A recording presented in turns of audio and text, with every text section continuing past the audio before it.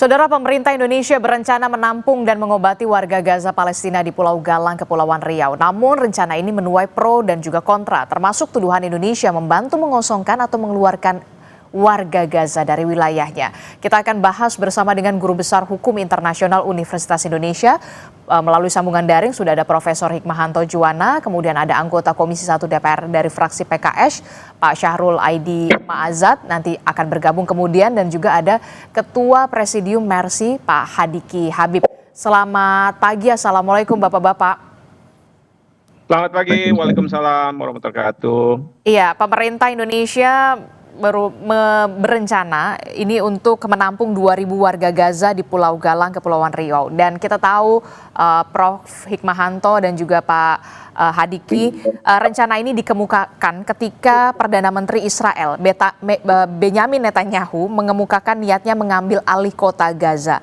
Apakah kemudian Indonesia akan membantu Israel mengosongkan Gaza? Dari kacamata Anda, Prof. Hikmahanto, sudah tepatkah langkah Indonesia untuk menampung warga Gaza?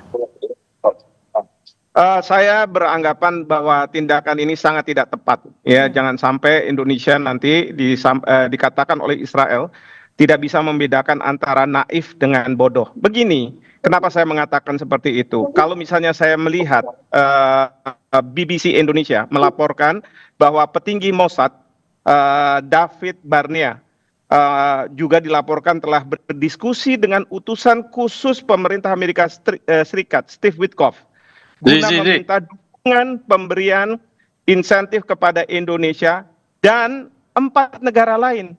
Jadi sudah ada pembicaraan dan ini sudah terpublikasi.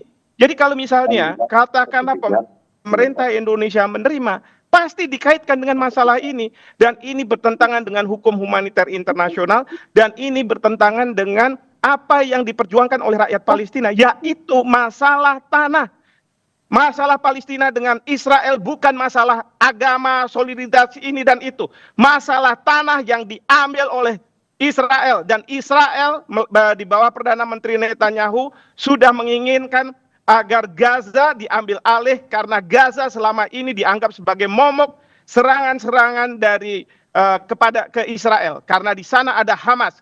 Dia sudah melakukan pembunuhan terhadap 60.000 orang. Dia sudah membuat rakyat Palestina kelaparan di Gaza. Bahkan dia juga sudah menyampaikan ke Presiden Trump bahwa Gaza itu adalah katanya open prison, jadi penjara yang terbuka, yang kepada rakyat Gaza yang ada di sana, Palestina, rakyat Palestina di Gaza, mereka diberi kesempatan untuk memilih apakah mereka akan tetap ada di Gaza atau keluar, dan intensinya adalah supaya keluar dari sana. Saya sangat sayangkan kalau misalnya ini benar-benar diwujudkan. Saya pegang apa yang disampaikan oleh Wakil Menteri Luar Negeri. Oke, jadi kalau ini benar-benar terlaksana gitu ya, pemerintah Indonesia berencana untuk menampung 2.000 warga Gaza, Prof. Hikmahanto, ini sama saja mendukung warga Gaza terusir dari tanahnya sendiri. Yang diinginkan oleh... Begitu, Prof. Hikmahanto? Maaf, tadi sedikit terputus suara Anda. Baik, tampaknya kita masih ada gangguan sinyal bersama dengan Prof. Hikmahanto. Saya bergeser ke Pak Syahrul Aidi. Pak Syahrul, Assalamualaikum. Ya. Dengan Adisti. Tadi menurut Prof. Hikmahanto, rencana pemerintah untuk menampung 2.000 warga Gaza ini tidak tepat begitu ya. Karena memang sama saja ini mendukung warga Gaza terusir dari tanahnya sendiri, yang memang tanahnya sendiri. Nah, kalau Pak Syahrul sendiri bagaimana dari DPR sendiri? Ya, kita melihatnya harus jeli bahwasanya yang akan dilakukan oleh Indonesia itu adalah bantuan kemanusiaan bagi warga yang perlu pengobatan. Tentu warga, kita tahu bahwasanya memang kondisi di Gaza itu banyak sekali warga Gaza yang luka, yang terluka, yang kondisinya sangat memprihatinkan, tidak ada bantuan. Nah, Indonesia berinisiatif untuk memberikan bantuan kemanusiaan itu, dan kita menolak adanya relokasi warga Gaza dari tanah mereka. karena itu bertentangan dengan aturan internasional. Itu sama saja meloloskan apa yang menjadi keinginan Israel. Kita menolak dan sudah lama menjadi komitmen kita untuk mendukung kemerdekaan Palestina. Dan apa yang menjadi inisiatif Bapak Presiden itu tidak lain adalah tindakan kemanusiaan bagi warga Gaza yang terluka dan butuh pengobatan. Dan karena kita tahu di Gaza itu sendiri minim fasilitas kesehatan, pengobatan. Dan kita juga mendukung tidak hanya Indonesia, bahwasanya ada warga-warga Gaza yang saat ini butuh evakuasi karena butuh pengobatan. Ya, kita dukung juga agar di perbatasan seperti Mesir, di Jordan begitu. Dan ingat ya bahwasanya ini hanya untuk kemanusiaan dan sementara. Nah itu. Oke, jadi yang perlu di-underline adalah rencana pemerintah untuk menampung 2.000 warga Gaza ini karena memang atas dasar kemanusiaan supaya warga Gaza yang membutuhkan, terluka ini bisa ditampung pengobatannya sebentar di Indonesia, begitu ya, di Pulau Galang, dan ditempatkan lokasinya di Pulau Galang. Nah, saya akan bertanya kepada Pak Hadiki Habib yang merupakan dari Mercy sendiri. Sebenarnya kalau dari Mercy sendiri yang sudah tahu di lapangan seperti apa, faktanya seperti apa, sebenarnya warga Gaza ini membutuhkan dukungan seperti apa di sana, Pak Hadiki? Baik, terima kasih. Jadi kalau dari perspektif kesehatan, masalah paling besar saat ini adalah kelaparan gitu. Jadi semua masalah penyakit yang terjadi itu kan sebenarnya karena kelaparan yang dialami warga Gaza, mayoritas seperti itu gitu ya. Jadi kalau kita mau menyelesaikan masalah terbesarnya tentu suplai makanannya harus dibuka untuk masuk gitu.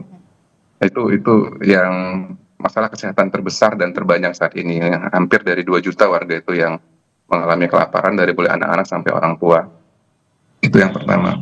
Yang kedua mengenai rujukan, sistem rujukan itu sudah berjalan semenjak perang di tahun 2023, itu untuk mengirim kasus-kasus yang sangat parah gitu ya, untuk ditangani di luar area Gaza atau di luar area perang. Nah, proses rujukannya tentu sesuai dengan standar kesehatan. Kalau memang kasusnya parah, ya kita harus mempertimbangkan metode transportasi dan dukungan yang ada. Selama ini proses rujukan itu dilakukan di daerah-daerah negara sekitar gitu ya. Dan ini yang paling visible karena kondisi pasien yang memang berat itu tidak mampu untuk melalui perjalanan yang panjang. Kasus yang bagaimana yang dirujuk ya, kita lihat ya, di dalam Gaza ada pasien kanker, pasien gagal ginjal, ya, pasien gagal jantung, itu yang memang ditangani di area-area negara di Jordan dan di Mesir. Demikian. Oke, jadi memang akar permasalahannya adalah kelaparan di sana yang saat ini warga Gaza membutuhkan dukungan atau suplai makanan, begitu ya. Yang memang saat ini terjadi adalah kelaparan yang sangat ekstrim di Gaza, termasuk juga warga Gaza yang terluka sampai saat ini dirujuk ke negara-negara sahabat terdekat, begitu. Nah, dengan adanya rencana pemerintah untuk menampung 2.000 warga Gaza atas dasar kemanusiaan, dari menurut Anda, dari Mercy sendiri, bagaimana Anda memandangnya? Benarkah warga Gaza perlu untuk kemudian dipindahkan sejenak atas dasar kemanusiaan ke Pulau Galang sesuai dengan rencana pemerintah Indonesia? Ya, situasi yang saat ini terjadi, pasien-pasien berat yang dikelola di negara tetangga itu memang belum pernah ada yang bisa balik masuk ya ke dalam Gaza. Ini yang harus kita pahami juga gitu, karena akses untuk masuknya itu seperti one way out gitu. Nah, ini yang mesti sama-sama dipahami oleh pihak-pihak yang terkait, yang memahami proses konflik yang terjadi di Palestina. Oke, jadi kami konfirmasi lagi, jadi warga Gaza yang terluka yang kemudian dirujuk ke rumah sakit di negara sahabat terdekat, begitu ya rujukannya, tidak bisa kembali lagi ke Gaza, faktanya seperti itu? Saya garis bawahi itu adalah warga yang memang sakitnya berat dan perlu rujukan. Jadi bukan yang terluka. Ya, luka dan kelaparan itu terjadi karena serangan dan blokade yang sistematis. Jadi kalau itu mau diatasi, sebenarnya serangan dihentikan, blokade dicabut. Oke, jadi serangan dihentikan, solusinya serangan dihentikan dan blokade dicabut, bukan kemudian memindahkan 2.000 warga Gaza ke Pulau Galang. Menurut Anda seperti itu? Artinya begini Mbak, kalau kita mengeluarkan yang sakit karena perang, karena luka, tapi proses blokade dan peperangan tetap terjadi, maka akan keluar terus tuh sampai kosong itu Gazanya. Oke, baik, saya pahami itu. Jadi begitu dari Pak Syahrul, kalau menurut Pak Hadiki sendiri solusinya ya blokade dicabut, serangan dihentikan. Kalau ingin jangan sampai korban warga Gaza ini kembali lagi jatuh begitu ya. Solusinya yaitu blokade dicabut, serangan dihentikan. Iya, sepakat itu Mbak. Bahwasanya yang paling krusial yang harus dilakukan ya blokadenya dicabut. Karena ini akan kalau yang disampaikan kita harus apresiasi dulu ya. Ada inisiatif dari pemerintah dan ini tidak lain adalah murni kemanusiaan ya. Barangkali itu tawaran solusi di antara jangka pendek tentunya. Ya untuk jangka panjangnya ini harus mendorong lebih kuat lagi Indonesia bersuara dan mengajak negara-negara lain untuk menghentikan genosida ini, blokade ini, karena betul sekali apa yang disampaikan oleh saudara kita dari Mercy, kalau ini tidak dihentikan, ini sama saja hilirnya kita perbaiki, tapi hulunya tidak kita perbaiki, begitu. Ini hulunya ini harus diselesaikan. Termasuk juga soal begini, kan yang sekarang lagi hangat diperbincangkan adalah tadi yang sudah disinggung oleh Prof. Hikmahanto soal petinggi Mossad David Barnea, kemudian dilaporkan telah berdiskusi dengan utusan khusus dari pemerintah Amerika Serikat untuk meminta dukungan pemberian insentif kepada salah satunya Indonesia dan juga 4 negara lainnya, walaupun memang sudah dibantah oleh Kementerian Luar Negeri. Nah, ini yang kemudian jadi dugaan kita, jadi dugaan menduga begitu ya, wah jangan-jangan Indonesia menerima insentif dan segala macam untuk kemudian 2.000 warga Gaza dipindahkan dari tanah mereka. Nah, apa jawaban dari DPR sendiri soal ini, dugaan ini atau tuduhan ini? Ya, atas setiap kebijakan pasti ada dugaan-dugaan, cuma pembuktiannya ya kan tidak ada pembuktian bahwa Indonesia mendapat insentif atas tindakan itu. Dan sekali lagi yang perlu kita garis bawahi ya itu tadi, bahwasanya ini adalah tindakan kemanusiaan, bukan kita menolak mengosongkan warga Gaza, mengosongkan Gaza, karena yang kita lakukan itu adalah, yang ingin dilakukan oleh Indonesia itu adalah tindakan kemanusiaannya, kalau itu memang memungkinkan. Gitu. Tetapi sepakat bahwasanya yang paling utama yang kita lakukan adalah mencabut blokade tersebut, begitu. Oke, nah saya ke Prof. Hikmahanto. Prof. Hikmahanto, bagaimana ini? Jadi soal pertemuan petinggi Mossad dan juga utusan dari Amerika Serikat, soal negara-negara salah satunya juga dugaannya di Indonesia, soal pemberian insentif ini, bagaimana Anda melihat ini Prof. Hikmahanto? Kalau dari DPR sendiri mengatakan ini sudah jelas underline-nya karena memang atas dasar kemanusiaan. Prof. Hikmahanto? Ya, baik. Jadi begini, kalau saya melihat ya, memang saya nggak ada bukti. Saya kan hanya lihat dari apa yang disampaikan oleh media dari luar negeri, BBC, yang mengatakan bahwa ada pembicaraan dari petinggi Mossad. Lalu kemudian pada waktu Bapak Presiden Donald Trump bertemu dengan Perdana Menteri Netanyahu, dalam pembicaraan mereka di White House mengatakan bahwa kami sedang bekerja sama dengan pemerintah Amerika Serikat memberikan fasilitas kepada mereka-mereka yang dari Gaza untuk pergi ke negara ketiga. Nah, sekarang begini, kalau kita bicara kemanusiaan, ini ada Mas Hadiki di sini. Katakanlah mereka yang akan dibawa ke Indonesia. Pertanyaan saya, apakah mereka ini orang tua, anak-anak, atau mereka juga orang-orang yang katakanlah dianggap sebagai Hamas oleh Israel? Nah, ini yang harus dijadikan pertanyaan. Yang kedua adalah pertanyaan bagi kita, apakah rakyat di Gaza mau meninggalkan tanah mereka. Ingat, kita Indonesia selalu mengatakan dalam lagu kebangsaan kita, tanah airku, pertama adalah tanah airku. Mereka mungkin mau mati di tanah air mereka. Nah, jadi kita harus pastikan bahwa mereka benar-benar mau keluar dari Gaza. Dan yang ketiga adalah apa jaminan bahwa mereka nantinya suatu saat kalau sudah sembuh, mereka akan masuk Bisa ke kembali Gaza. lagi ke Gaza. Nah, ini yang harus jadi pertanyaan. Jadi jangan sekali-kali kita itu naif, ya. Karena apa? Kalau misalnya ditanya trade off-nya apa, saya juga tidak tahu. Ada yang mengatakan bahwa mungkin karena kita diturunkan tarifnya 19% karena ini dan itu. Ya silahkan, saya juga nggak ikut di dalam pertemuan yang rahasia antara Mossad dengan Steve Witkoff dengan mungkin utusan dari Indonesia, saya juga tidak tahu. Tetapi ini yang ada di media, seperti itu. Oke, jadi itu yang kemudian menjadi pertanyaan kita juga Pak Syahrul. Apakah warga Gaza sendiri memang bersedia, sukarela untuk dipindahkan 2.000 warga Gaza dari tanah kelahirannya untuk menjalani pengobatan sementara di Indonesia? Itu pertanyaan pertama. Kemudian apakah ada jaminan ketika 2.000 warga Gaza ini sudah berada di Pulau Galang bisa kembali lagi ke Gaza? Itu yang kemudian menjadi pertanyaan kita semua kan Pak Syahrul? Betul, betul.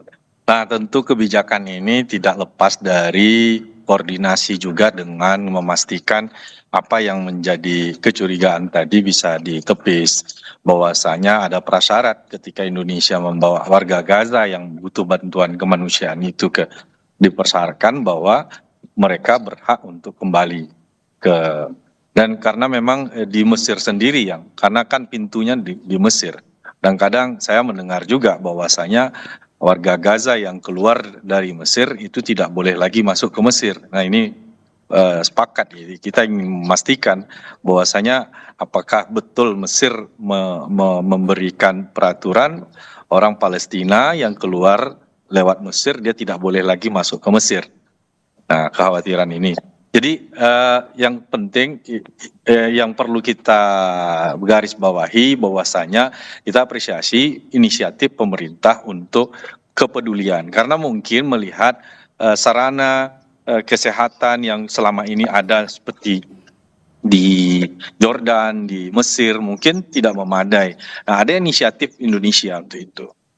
Bisa juga alternatifnya yang lain begitu ya, bahwasanya yang dilakukan oleh Indonesia ini salah satu bagian dari usaha bantuan kemanusiaan untuk warga Gaza. Dan tentu kalau kita perhatikan ya ada saja warga-warga Gaza itu yang memang ingin keluar untuk berobat, tapi kondisinya untuk keluar dari Gaza itu kan sangat sulit sekali begitu. Oke, tapi yang kemudian jadi pertanyaan, ada nggak jaminan dari pemerintah Indonesia bisa kemudian warga Gaza yang sudah di Pulau Galang untuk bisa kembali pulang ke tanah kelahirannya di Gaza? Nah, ini yang perlu ada MOU dengan pertama adalah dengan negara Mesir. Kita ingin memastikan, kita ingin minta kepada pemerintah Indonesia, jika ini dilakukan harus ada MOU dengan Mesir terutama, karena mereka yang punya pintu perbatasan kan, agar memberikan kesempatan untuk mereka setelah sehat untuk masuk ke Gaza kembali. Oke, saya tanya juga ke Pak Hadiki. Pak Hadiki, Anda sebagai Mercy begitu yang tahu bagaimana situasi dan juga kondisi di Gaza sebenarnya, kalau melihat atas dasar kemanusiaan dari pemerintah Indonesia, sudah tepatkah langkah ini menampung 2.000 warga Gaza ke Pulau Galang di Indonesia atas dasar kemanusiaan? Benarkah ini tepat dilakukan atau kemudian justru sebaliknya? Memang sebenarnya warga Gaza tidak ingin terusir dari negaranya atau bahkan tidak menginginkan adanya pemindahan. Kalau dari Pak Hadiki sendiri. Pak Hadiki. Ya baik, mungkin supaya tidak terjebak dengan istilah-istilah gitu ya. Jadi satu, yang pernyataan terakhir tadi, warga Gaza tidak mau dipisahkan dari tanah lahirnya, tentu jelas. Kalau enggak selama ini bertahun-tahun ada apa di dalam Gaza kalau bukan karena mempertahankan tanah air. Yang kedua terkait dengan bantuan kemanusiaan, tentu ini aspeknya aspek medis gitu ya, karena Pulau Galang dipilih karena ada rumah sakitnya. Jadi saya melihat dan kami memahami ini sebagai sebuah contingency plan sebenarnya yang disiapkan oleh pemerintah. Tapi mungkin terkait dengan timing pernyataannya atau lain-lainnya itu perlu dipertimbangkan di saat semuanya sedang menjaga kemerdekaan Palestina ini yang sedang diperjuangkan. Dan yang ketiga, pasien yang memang mau dirujuk itu tadi ya, tentu kasus-kasus yang berat, dan kami tahu Pulau Galang ini dibangun ketika menghadapi COVID-19 dan fasilitasnya seperti apa. Dan kalau memang aspek kemanusiaan yang diangkat, tentunya Amerika Serikat sendiri merupakan negara yang sangat mampu kalau memang untuk mengatasi penyakit-penyakit yang sangat berat gitu ya. Kalau memang seperti itu yang direncanakan. Tapi kalau Anda melihat situasi dan juga kondisi, memang bersedia secara sukarela warga Gaza ini untuk ditampung di Pulau Galang begitu demi kemanusiaan dan juga pengobatan. Kalau menurut Anda yang sudah tahu di lapangan sendiri faktanya seperti apa? Ya sekarang bukan masalah bersedia nggak bersedia, secara aturan kesehatan pasien dengan kondisi yang berat itu memang perlu dirujuk. Dan proses rujukan itu sendiri sudah berjalan sebenarnya. Dialirkan ke Mesir atau ke Jordan untuk kasus-kasus yang memang berat. Tidak dapat ditangani di dalam Gaza. Ya tadi saya sampaikan kasus gagal ginjal pada dewasa dan anak, kasus kanker pada dewasa dan anak, gagal jantung, itu yang memang butuh penanganan, itu memang ada proses rujukannya. Dan memang kalau pasiennya berat tentu dirujuknya nggak bisa jauh-jauh gitu, dan harus di tempat yang memang ada fasilitas untuk menangani kondisi beratnya. Ini kalau dari perspektif kesehatannya seperti itu. Oke, saya underline berarti tidak rujukan itu tidak boleh jauh-jauh dari Gaza begitu ya. Makanya di negara-negara terdekat begitu ya. Iya, kalau memang kita mau merujuk pasien yang berat gitu. Tapi kalau kita kasusnya adalah kelaparan, tentu nggak bisa dirujuk. Ya, di kelaparan tuh ada 2 juta orang di situ. Akar masalahnya blokade gitu. Ya dibuka blokadenya, diberikan asupan makanan, tentu masalahnya selesai. Sebenarnya seperti itu. Kalau kita memang aspek kesehatannya yang difokuskan ya. Oke, saya dapatkan apa intinya adalah kalau soal atas dasar kemanusiaan, kelaparan di sana ya blokadenya dibuka begitu. Kemudian kalau untuk rujukan atas dasar kemanusiaan, pengobatan dan segala macamnya ya rujukannya ke negara-negara yang paling dekat begitu ya, bukan ke Indonesia menurut Pak Hadiki. Terlalu jauh. Iya. Jadi ada pertimbangan jarak dan ada pertimbangan fasilitas gitu. Kalau dipindahkan dari tempat yang tidak ada fasilitas ke tempat lain yang juga misalnya belum mampu, tentunya seperti lepas dari mulut harimau masuk mulut buaya gitu. Oke, baik. Ini sudah jelas sebenarnya kalau memang soal pengobatan terluka dan penyakit berat ya monggo dirujuknya di negara-negara yang paling dekat jaraknya begitu. Tapi kalau misalkan soal kelaparan, isu kelaparan ya blokadenya dibuka. Itu yang kemudian menjadi solusi menurut Anda Pak Hadiki. Bagaimana dengan pemerintah Indonesia menurut Pak Syahril? Apakah setuju dengan apa yang sudah dikatakan oleh Pak Hadiki yang memang sudah tahu situasi dan juga kondisi di lapangan seperti apa? Tapi jangan dijawab dulu, termasuk juga perspektif dari Prof. Hikmahanto. Kita akan jeda dulu, usai jeda kami kembali.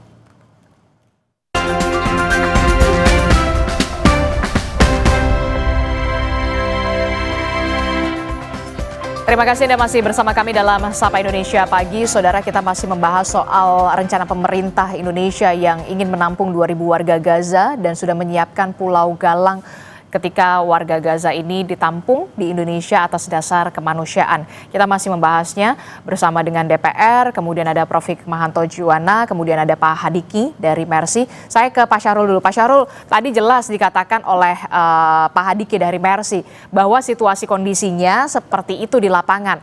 Kalau isunya soal kelaparan, blokade dicabut supaya bantuan bisa tersalurkan kepada warga Gaza, supaya warga Gaza bisa makan, sudah tidak lagi kelaparan. Kalau isunya pengobatan, penyakit berat, ya sudah dirujuk saja ke negara-negara yang paling terdekat untuk menjalani pengobatan medis, fasilitas kesehatan di negara-negara terdekat. Nah, kalau dari Pak Syahrul sendiri, bagaimana ini soal ini? Ya sepakat Mbak bahwasanya yang hal utama yang harus dilakukan adalah untuk menghentikan blokade. Kita sepakat itu bahwasanya Indonesia melakukan ini bukan tidak melakukan yang lain begitu. Dengan menampung warga Gaza di Pulau Galang itu bukan berarti tidak mendukung yang lain. Kita harus mendukung. Bahkan itu yang utama yang harus dilakukan. Tapi jangan di apa namanya? Dipertentangkan antara kebijakan menampung ini dengan membuka blokade.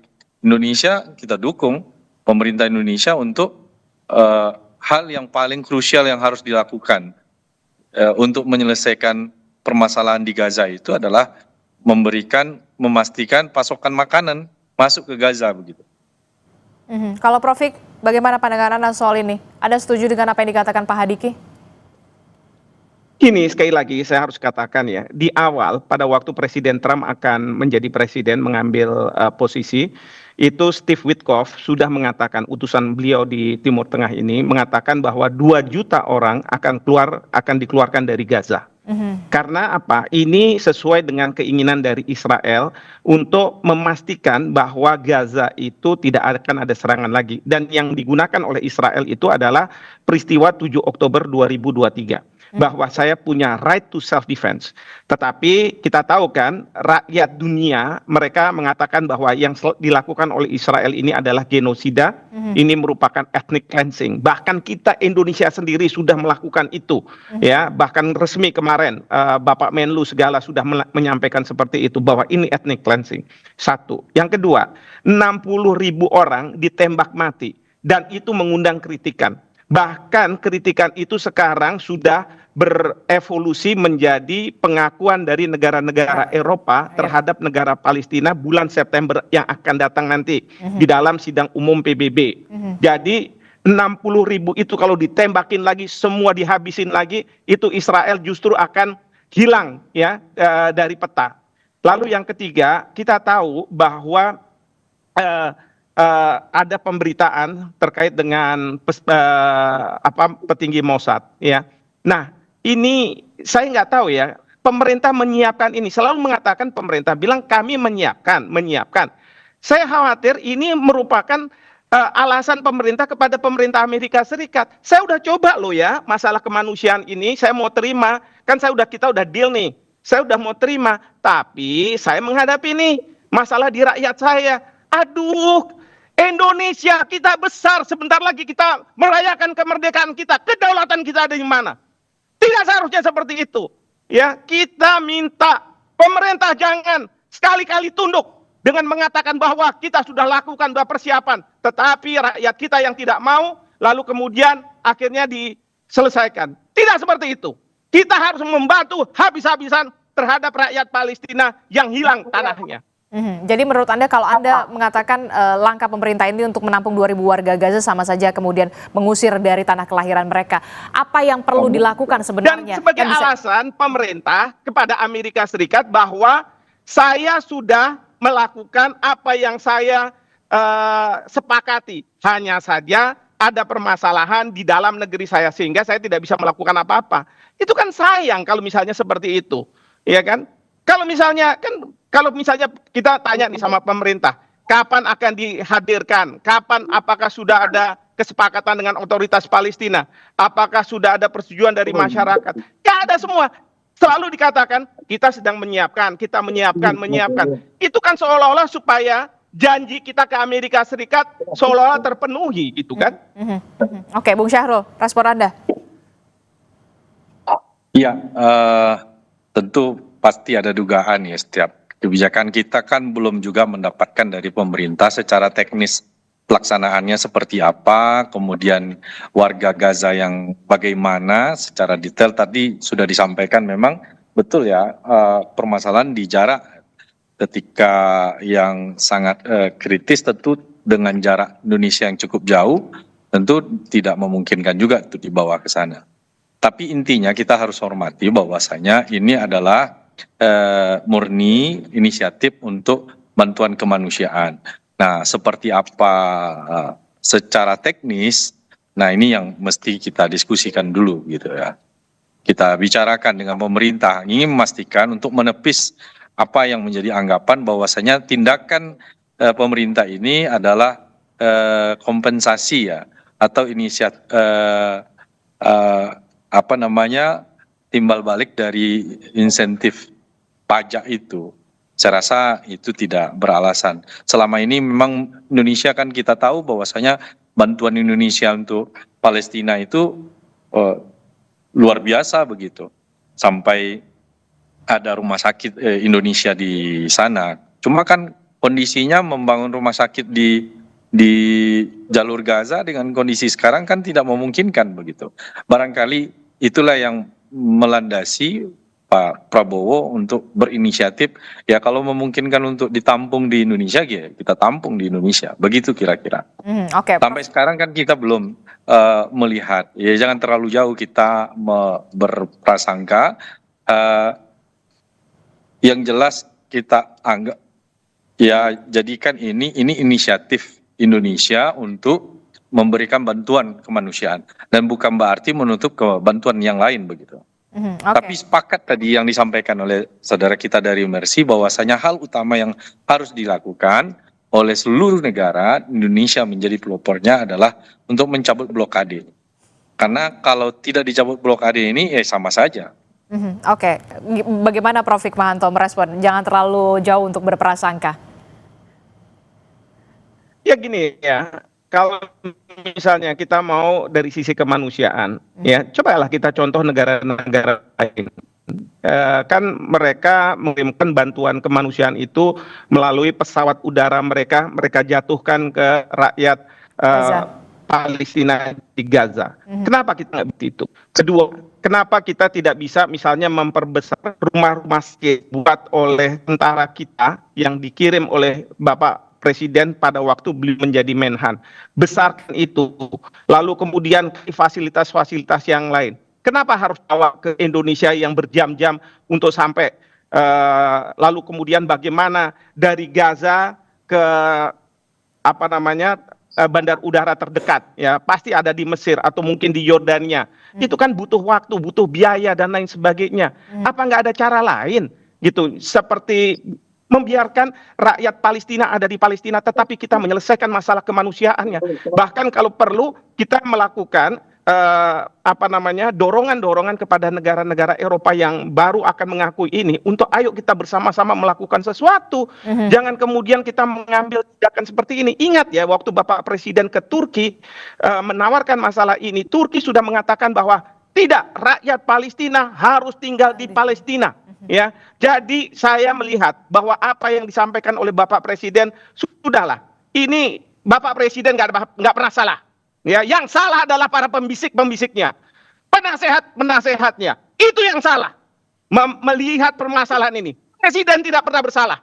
The king or the president can do no wrong. Itu kita harus pegang itu, bahwa Presiden tidak salah, tetapi pembisik-pembisik beliaulah yang harusnya dipertanyakan integritas dan kemudian rasa nasionalisme mereka. Seperti itu. Oke, terakhir, menurut Prof. Hikmahanto, apa yang bisa dilakukan oleh Indonesia begitu ya untuk bisa turut serta atas dasar kemanusiaan selain menampung warga Gaza di Pulau Galang?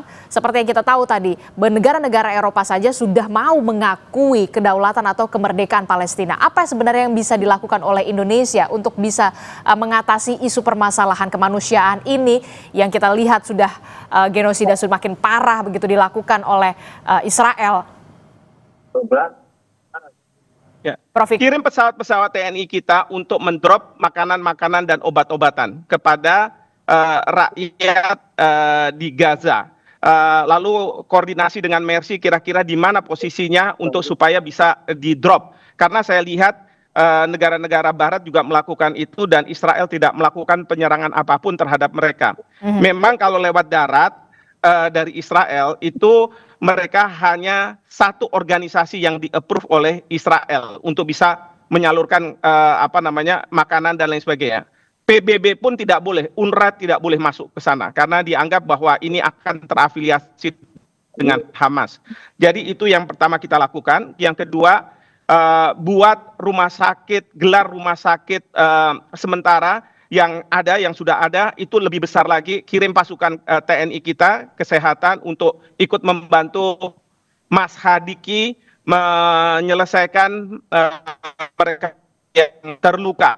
Saya yakin pasti Israel akan marah seperti ini karena apa? Kalau mereka sudah sembuh, mereka akan bisa langsung lagi masuk ke Gaza dan ikut lagi berperang untuk mempertahankan tanahnya. Tetapi nggak apa-apa, ya. Kalau ini yang kita anggap bahwa ini adalah bantuan bagi rakyat Palestina agar mereka satu tetap ada di Palestina, kedua kalau mereka terluka maka mereka akan diobati dan kemudian mereka bisa masuk gelanggang lagi, dan yang ketiga adalah beri makanan kepada rakyatnya melalui drop-drop makanan-makanan dari udara, seperti itu. Oke, terakhir saya ke Pak Hadiki. Pak Hadiki, atas dasar kemanusiaan, lagi-lagi saya mengatakan atas dasar kemanusiaan bukan soal agama. Apa yang bisa dilakukan oleh Indonesia sebagai bentuk dukungan, Pak Hadiki, kepada warga Palestina di Gaza? Ya, baik, terima kasih. Jadi aspek teknikal tadi disampaikan Prof. Hikmahanto.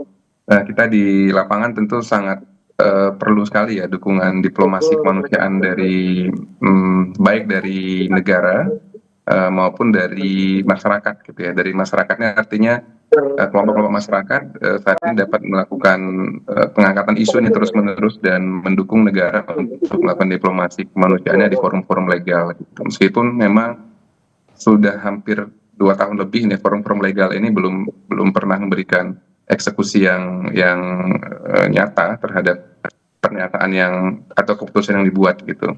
Tapi ini harus terus-menerus disuarakan, dan diskusi kita terakhir dengan Kementerian Kesehatan Palestina di Gaza juga mereka menyampaikan bahwa mereka butuh didukung agar bisa tetap resilience gitu. Jadi itu pernyataannya gitu.